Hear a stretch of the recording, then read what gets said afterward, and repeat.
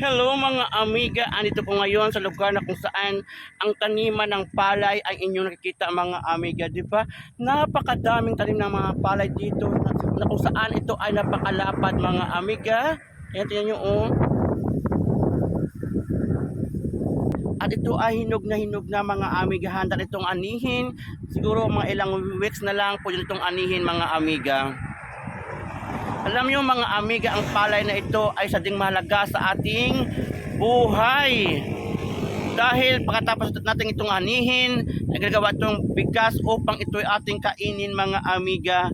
Kasi ang bawat botel ng palay na ito ay nagbibigay ito ng mga mensahe sa ating sarili na ang paghihirap natin ay makamtan na rin natin sa pamagitan ng kanyang bunga mga amiga. Yan yung gold na gold ang kanyang kulay, para bang ito ay sumisimbolo ng liwanag ng ating sarili, ng ating pangarap mga amiga, dahil ito ay nagbibigay ng saya at tuwa sa mga taong magsasaka na kung saan ang kanilang ginawa ay mayroong pag-asa. Ang kanyang tinanim ng mapalay ay mayroong bunga na maganda ang resulta mga amiga.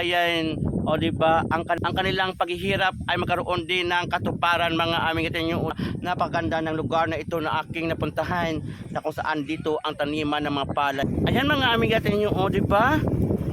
Mga amiga, ang lapad talaga ng taniman ng palay nito, na kung saan ito ay napakaganda talaga mga amiga.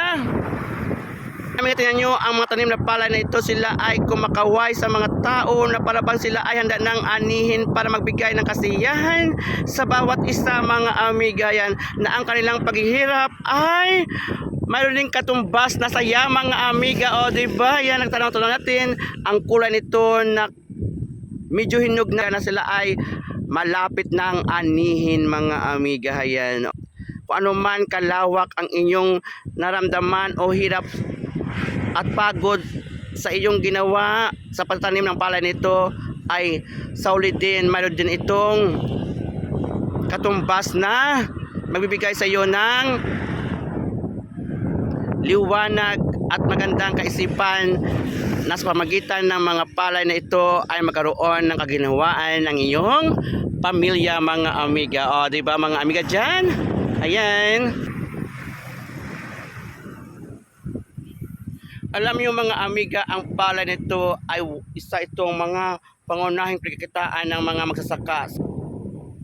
Sila mga palay nito mga amiga, isa itong malaking tulong sa mga magsasaka at sa mga taong nangangailangan para sa kanila na mabuhay mga amiga.